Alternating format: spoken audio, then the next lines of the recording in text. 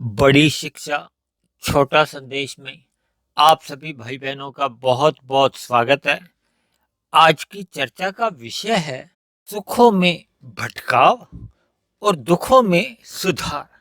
देखने में तो ये विषय बहुत ही साधारण लगता है क्योंकि सभी मनुष्य सुख चाहते हैं लेकिन भटकाव नहीं चाहते, और सुधार तो चाहते हैं लेकिन दुख नहीं चाहते। लेकिन अक्सर देखा जाता है कि एक मनुष्य के जीवन में जब जब सुख आते हैं तो अक्सर जब मनुष्य सुखों में अधिक लिप्त हो जाता है, यानी कि सुखों में अधिक बहने लगता है, फिर धीरे धीरे उन सुखों को भोगने की मनुष्य की जब आदत बन जाती है तो फिर वो उन सुखों में डूबने लगता है, और जब डूबने लगता है तभी ये सुख हमारे भटकाव का यानी कि हमारे पतन का कारण बनते हैं।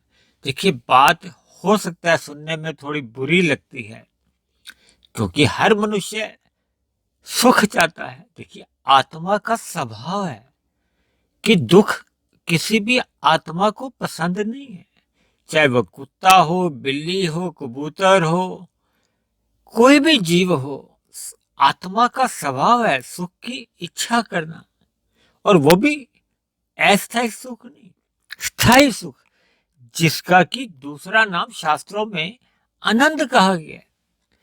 आत्मा में देखिए चेतन गुण तो है, यानी कि ज्ञान में कही जाती है आत्मा, लेकिन जैसे जैसे मनुष्य भोगों में अधिक लिप्त होने लगता है, यानी कि जब भोग हमें भोगने लगते हैं तो फिर मनुष्य का जो आत्मा के ऊपर ये भोगों का आवरण चढ़ने लगता है। आवरण चढ़ने के साथ साथ ही मनुष्य का जो एक ज्ञान होता है, क्योंकि आत्मा तो ज्ञानवान है। देखिए, हम जो सत्संग करते हैं ये कोई हम नया ज्ञान नहीं लेते, केवल अपनी अज्ञानता दूर करने के लिए, ताकि जो हमारा मूल ज्ञान हमारे आपके अंदर में है वो प्रकट हो जाए। देखिए, जैसे सूर्य के आगे काले बादल आ जाते हैं ना, तो जैसे ही बादल हटते हैं सूर्य का प्रकाश तो पहले भी था, और अब फिर बादल के हटते फिर पुनः आ जाता है। इसी उदाहरण को ही आप अपने दिमाग में बैठा लीजिए कि आपके और हमारे अंदर आत्मा में ज्ञान गुण तो सहज ही सब में है, यानी कि हम सभी ज्ञानवान हैं। लेकिन जैसे ही हम भोगों में मर्यादा से अधिक लिप्त हो जाते हैं, यानी कि आवश्यकताओं से अधिक जब हम भोगों में लिप्त रहने लगते हैं, भोगों को भोगने की हमारी आदत बन जाती है, तो यही भोग हमें अचेत करते हैं, यानी कि हमारा ज्ञान को ढकने लगते हैं, धूमिल करने लगते हैं। देखिए, जब हम घर में आवश्यकता से अधिक खाना खा लेते हैं, या जब आप किसी त्योहारों में या ब्याह शादियों में जब आप आवश्यकता से अधिक भोजन खाते हैं, देखिए पदार्थ तो जितने भी हैं शास्त्रों में ये सभी तामसी कहे गए हैं, और जैसा देखिए पदार्थ का स्वभाव होता है वैसा ही जब हम उसका संग करते हैं तो फिर वैसा ही रंग हमारे जीवन में को हमारे शरीर में, देखिए पहले तो हमारे स्थूल शरीर पे चढ़ता है, फिर हमारे सूक्ष्म शरीर में, फिर हमारे कारण शरीर में, और इन्हीं तीन शरीरों का ही आवरण हमारी आत्मा के ऊपर चढ़ने लगता है। देखिए, बात सारी एक साधारण सी है, लेकिन जब हम इन बातों को नजरअंदाज करते जाते हैं तो फिर हमारे जीवन में अज्ञानता आने लगती है। अज्ञानता का मतलब क्या है? जैसे देखिए, हमारा आपका स्थूल शरीर को अंधकार पसंद नहीं है ना। देखिए, शाम को जब हम घर पे आते हैं, रात होती है तो हम घर पे अंधेरा होता है तो हम सबसे पहले क्या करते हैं? सबसे पहले हम प्रकाश करते हैं, यानी कि बल्ब ट्यूब जलाते हैं ताकि हमें कुछ दिखाई दे। अगर हम अंधेरे में ही कुछ काम करने लगते हैं, अपनी क्रियाएं करते हैं, कर्म करते हैं, तो हमें ठोकरें लगती हैं, और ठोकरें लगने की संभावना रहती, क्योंकि जब हमें प्रकाश ही नहीं मिलता तो अंधेरे में तो देखिए अंदाजे से ही आप कार्य करते हो तो उसमें ठोकरें लगने की ही संभावना बनी रहती है। इस साधारण सी बात को तो आप महसूस करते हैं, लेकिन जब हमारे जीवन में अज्ञानता आने लगती है, यानी कि ज्ञान धूमिल पड़ने लगता है, ढक जाता है, तो फिर हमारे मन में देखिए सही गलत का भेद ही नहीं हो पाता, यानी कि हमारे जीवन में पाप कर्म होने सहज हो जाते हैं, क्योंकि ज्ञान तो रहता नहीं है कि हमें शास्त्रों के अनुसार कौन से कर्म करने चाहिए, किन कर्मों से हमें बचना चाहिए। देखिए शास्त्रों में तो विधि विधान निषेध सब कुछ विस्तार से कहा गया है, लेकिन एक साधारण मनुष्य तो इन शास्त्रों का अध्ययन करने में अपना समय लगाता ही नहीं। देखिए एक साधारण सी बात है, मनुष्य भले ही सत्संग करते हैं, भले ही आप अब मेरी वीडियो भी सुनते हो या अन्य वक्ताओं की भी वीडियो आप सुन सकते हैं या सतोगुनी साहित्य भी पढ़ते हैं, लेकिन जब हम गहरे तल पर इन बातों को गौर में नहीं लेते, चिंतन में नहीं लेते, तो फिर हमारे जीवन में देखिए सही सही काम होने तो कम हो जाते हैं, फिर हमारे जीवन में पाप कर्म होने अधिक हो जाते हैं। और देखिए कर्मों का तो ऐसा सिद्धांत है कि मनुष्य अपने जीवन में पाप कर्म करता है तो उनका एक समय अवधि के बाद दुख रूपी फल आना निश्चित ही है। इसको सृष्टि की कोई भी ताकत बदल नहीं सकती। और जब जब मनुष्य पुण्य कर्म करता है तो उसका सुख रूपी फल आता है। देखिए प्रकृति के तीन गुण हैं, तमोगुण, रजोगुण और सत्वगुण। ये तीनों ही गुण प्रकृति में जो बाहरी तल पे आते हैं, ये तो एक कर्म में आते हैं। शाम को जैसे ही सूर्य डूबता है तो तमोगुण का आरंभ हो जाता है, तमोगुण के 8 घंटे बाद लगभग सतोगुण आ जाता है, सतोगुण के 8 घंटे के बाद फिर रजोगुण आ जाता है, और रजोगुण के 8 घंटे के बाद फिर पुनः तमोगुण आ जाता है। यानी कि ये क्रम सदा एक ही दिशा में चलता है, ये आगे पीछे नहीं हो सकते कि कभी सतोगुण आ गया फिर सतोगुण के बाद फिर तमोगुण आ गया, नहीं, सतोगुण के बाद रजोगुण ही आता है सदा से, अनादि काल से। लेकिन ऐसे ही हमारे अंतःकरण में, देखिए हमारे अंतःकरण में हम जैसे भी स्वभाव बढ़ चुका होता है, यानी कि स्वभाव क्या, देखिए अगर हम तमोगुण का जीवन में अधिक संग करते हैं तो हमारे अंदर तामसी संस्कार अधिक बनने लगते हैं, स्वभाव बनने लगता है। यदि हम रजोगुणी विषयों का अधिक संग करते हैं, उसी उधेड़ बुन में ही अपने जीवन को चलाते हैं, हमारी दिनचर्या सदा ही भोगों के प्रति ही लालायित बनी रहती है, उसी दिशा में ही हम कर्म करते हैं। यदि हम रजोगुण में रह के कर्म करते हैं तब तो हमारे अंदर राजसी संस्कार बनते हैं। यदि मनुष्य रजोगुण में रहता हुआ कर्म नहीं करता और तमोगुण में गिर जाता है, यानी कि छल कपट ठगी द्वारा धन एकत्रित करता है, जब भोगों को भोगता है तो फिर उसके जीवन में तामसिक संस्कार अधिक बनने लगते हैं। और जैसे जैसे मनुष्य परमात्मा का संग करता है, गुरुओं का, शास्त्रों का, यानी कि सतोगुनी साहित्य के संपर्क में रहता है, उसका अध्ययन करता है, यानी कि स्वाध्याय करता है, तो मनुष्य के जीवन में सात्विक संस्कार अधिक बनने लगते हैं। और जिन संस्कारों की प्रधानता होती है, जैसे देखिए लोकसभा में जिस दल की प्रधानता होती है उसी की ही सरकार चलती है। एक सामान्य सी बात है, देखिए आप सारा दिन समाचार सुनते हैं, अखबारें पढ़ते हैं, लेकिन सिद्धांत तो वही है जो शास्त्रों में लिखे हैं, वही आपके हमारे एक जीवन में चलते हैं। लेकिन हम इन छोटी छोटी बातों को नजरअंदाज करते रहते हैं और अपना मिला हुआ जो मनुष्य जीवन का एक अवसर है उसका हम सही सही लाभ नहीं उठा पाते। देखिए आपका और हमारा जीवन तो हर क्षण कमजोर होता जा रहा है, क्योंकि आपको और हमें एक सांसें निश्चित मिली हुई है ना। देखिए आप पिछले 10-15 मिनट से जो वीडियो सुन रहे हो तो आपके भी जीवन के 10-15 मिनट कम हो गए हैं। देखिए भले ही संसार में जगह जगह आज ऐसा फैशन सा चल गया कि लोग वृद्धावस्था में रहते हुए भी जन्मदिन मनाते हैं। देखिए जन्मदिन मनाना तो एक रजोगुनी क्रिया है जो हमें भोगों में लिप्त करती है, ये कोई ज्ञान का संदेश नहीं देती। देखिए इस बात को हो सकता है आप अन्यथा में ले सकते हैं, लेकिन देखिए जन्मदिन मनाने से हमें कोई सात्विक संदेश नहीं मिलता। हम केवल राशि गतिविधियों में अधिक लिप्त रहते हैं, भोगों में अधिक लिप्त रहते हैं, और जैसी दिनचर्या हम अपने जीवन में रखते हैं वैसा ही फिर हमारा स्वभाव बनने लगता है। यानी कि हमारे अंतःकरण में जिस गुण की प्रधानता होती है वही हमारा स्वभाव होता है। यदि तामसिक संस्कार अधिक है तो फिर हमारा स्वभाव ही तामस बन जाता है। यानी कि स्वभाव का मतलब है कि जिस कार्य को हम सहज ही चलते फिरते अनजाने में भी करते रहते हैं वो हमारा स्वभाव कहलाता है। कईयों का सात्विक स्वभाव होता है, उनसे सदा ही अच्छे अच्छे कर्म होते हैं। जिनका राजसी स्वभाव होता है उनसे सहजी राजसी गतिविधियां अधिक सहज ही होने लगती हैं, और जिनका तामसिक स्वभाव होता है उनसे सहज ही पाप कर्म सहज ही होने लगते हैं। वो उनको इतना निंदा के तौर पे भी नहीं लेते, वो उनको एक साधारण तल पे ही लेते हैं कि ऐसा तो चलता है जीवन में। तो देखिए ये सभी बातें हमारे जीवन में जैसे जैसे घटती हैं वैसे वैसे ही हमारा जीवन बनता जाता है।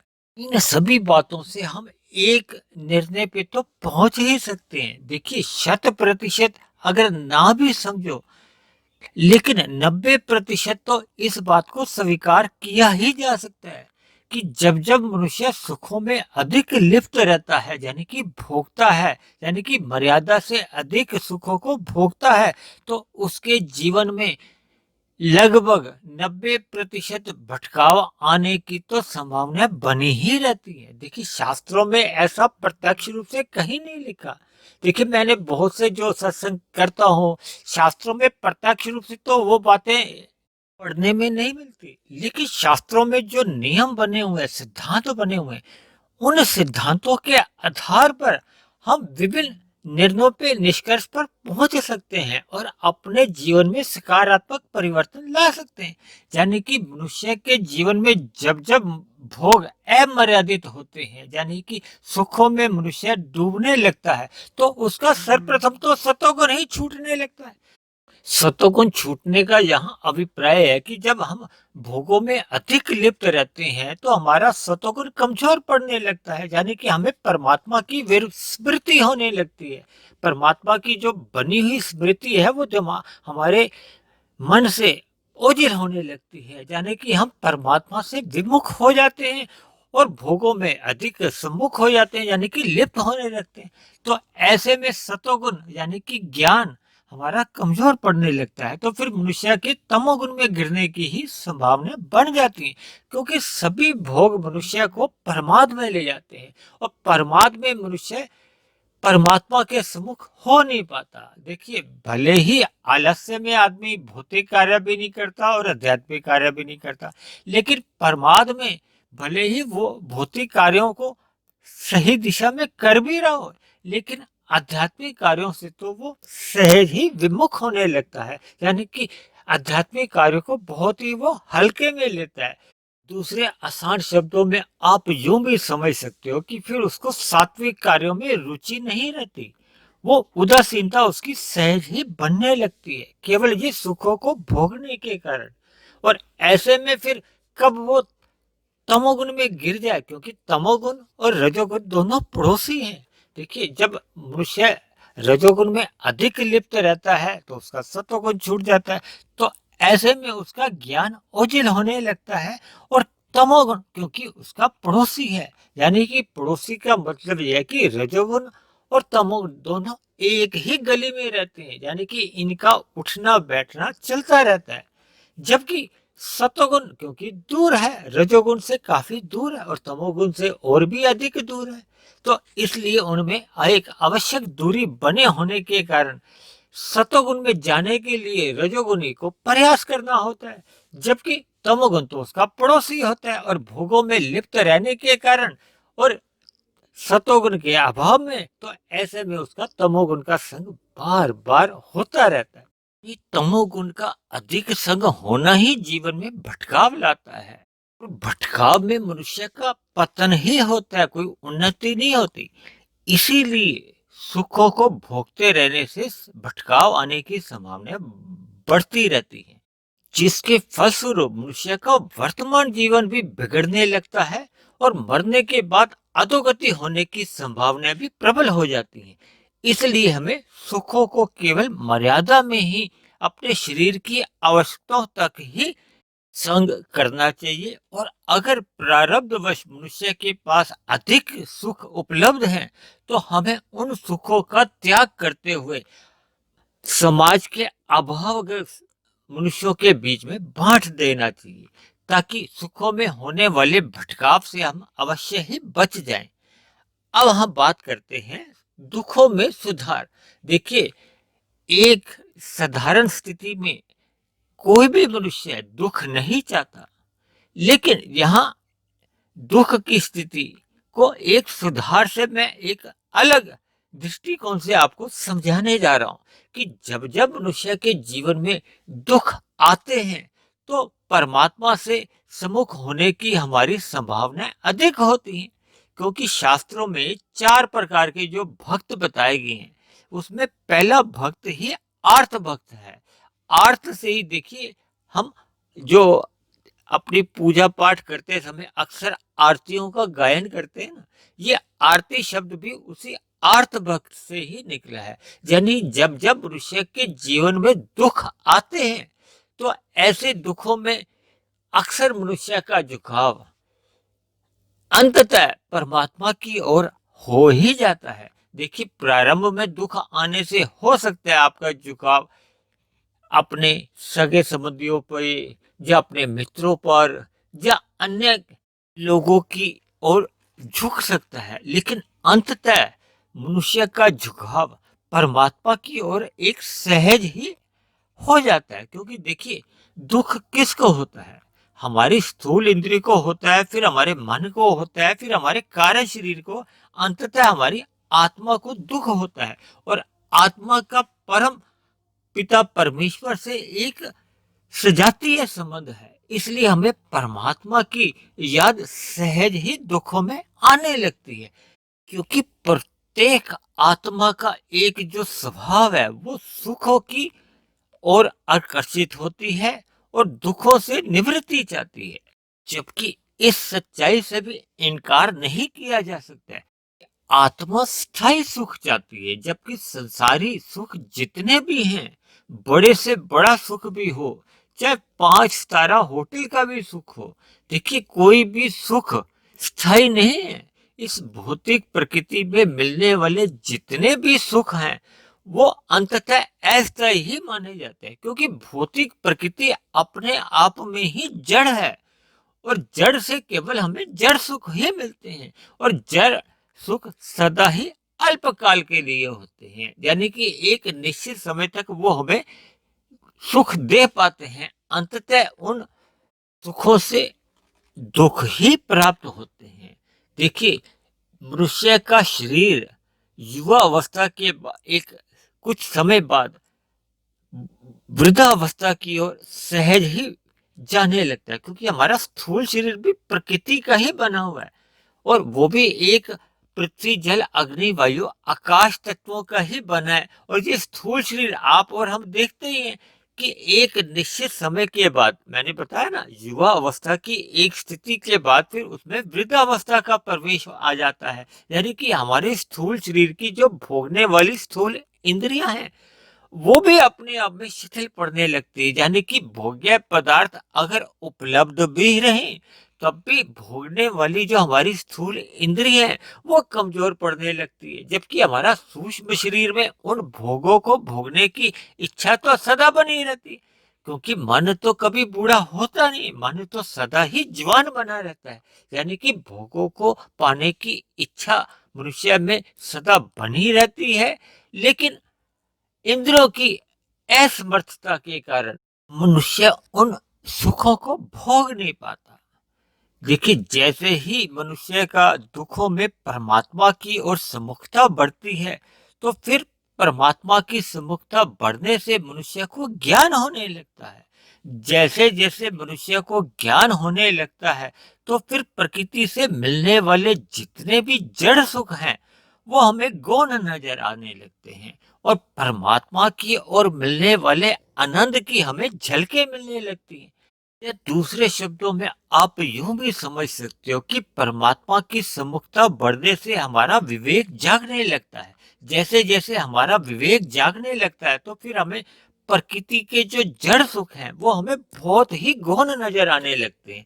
तब ऐसी स्थिति में हमें प्रकृति के पदार्थों से या भोगों से हमारा वैराग्य सहज ही उत्पन्न हो जाता है। यानी कि भोगों से तो हमारा फिर वैराग्य सहज ही जागने लगता है और परमात्मा से हमारी प्रीति बढ़ने लगती है। जैसे जैसे हमारी विवेक शक्ति पूर्ण रूप से जाग जाती है तो फिर इन प्रकृति के जो सुख होते हैं उनसे हमारा पूर्ण रूप से वैराग्य हो जाता है और परमात्मा से हमारी प्रीति बढ़ते जाने से फिर एक दिन हमें परमात्मा की ही प्राप्ति हो जाती है। यानी कि हमारे जीवन में दुखों में जब परमात्मा की स्मृति जाग जाए, परमात्मा की स्मृति आ जाए, यही हमारा दुखों में सुधार है जिसके लिए मनुष्य जीवन हमें मिला है। देखिए, जब तक मनुष्य जीवन पाकर मनुष्य अपनी आध्यात्मिक उन्नति नहीं करता तो भौतिक उन्नति तो देखिए मरने के साथ ही समाप्त हो जाती है। उसका कोई औचित्य नहीं है। यानी कि भौतिक उन्नति मनुष्य अपने जीवन में जितनी भी कर ले उसका कोई अर्थ नहीं बनता, क्योंकि हमारा आपका मनुष्य जीवन केवल परमात्मा प्राप्ति के लिए एक अवसर है, एक अधिकार है कि मनुष्य अपने जीवन में जितनी भी आध्यात्मिक उन्नति कर लेता है वही हमारी एक शुद्ध कमाई है। शास्त्रों में भी इस बात के संकेत मिलते हैं कि माता कुंती ने भगवान श्री कृष्ण से सुख नहीं मांगे थे, उन्होंने दुख ही मांगे थे, क्योंकि उनको माता कुंती को ये पता था कि मनुष्य का दुखों में ही सुधार होता है, परमात्मा की स्मृति बनी रहती है। इसलिए मेरी आप सभी भाई बहनों से विनती है कि जीवन में जब जब आपके जीवन में सुख अधिक आते हैं तो उन सुखों में आपको सावधान हो जाना चाहिए, ताकि जीवन में उन सुखों को भोगने से भटकाव आने की स्थितियां ना बढ़ जाएं। इसी तरह जब जब हमारे जीवन में दुख आते हैं तो हमें दुखों का सामना ही नहीं करना, परमात्मा की स्मृति तो सदा ही बनाए रखनी है। यानी कि हम जब जब सुखों को भी संग करते हैं या दुखों का भी हमारा जो संग होता है, परमात्मा की स्मृति या परमात्मा का सत्संग या परमात्मा की ओर सम्मुखता मनुष्य को अपने जीवन में सदा ही बनाए रखना चाहिए। यानी मनुष्य के जीवन में अनुकूल परिस्थितियां आए या प्रतिकूल परिस्थितियां आए, सभी परिस्थितियों में हमें परमात्मा की स्मृति सदा ही बनाए रखनी चाहिए, ताकि हमारी आध्यात्मिक उन्नति के सभी दरवाजे सदा ही खुले रहें और हम मनुष्य जीवन में जितनी अधिक आध्यात्मिक उन्नति कर सकते हैं वो मनुष्य को कर लेनी चाहिए। इन्हीं शब्दों के साथ आज की चर्चा को हम यही विश्राम देते हैं। आप किसी भाई बहन का कोई प्रश्न हो, कोई बात समझ में नहीं आई हो या किसी प्रकार की कोई आपकी आपत्ति हो तो आप नीचे कमेंट्स बॉक्स पर उसे लिख सकते हैं। यदि आपको मेरे बने वीडियो अच्छे लगते हैं, आपके जीवन में सकारात्मक परिवर्तन आने लगा हो, परमात्मा से प्रीति जग गई हो, तो आप इस आध्यात्मिक ज्ञानात्मक चैनल को सब्सक्राइब कर लें। वे अन्य जिज्ञासु भाई बहनों को जो परमात्मा से जुड़ना चाहते हैं, अपने जीवन में अंधविश्वासों को दूर करते हुए सदा परमात्मा की स्मृति में ही अपना जीवन बिताना चाहते हैं, ऐसे सभी जिज्ञासु भाई बहनों को भी इस आध्यात्मिक ज्ञानात्मक चैनल से जोड़ने का आप अपना प्रयास करें। तो कल फिर मिलते हैं एक नए विषय को लेकर, एक नए संदेश के साथ। तब तक आप सभी भाई बहनों का बहुत बहुत धन्यवाद।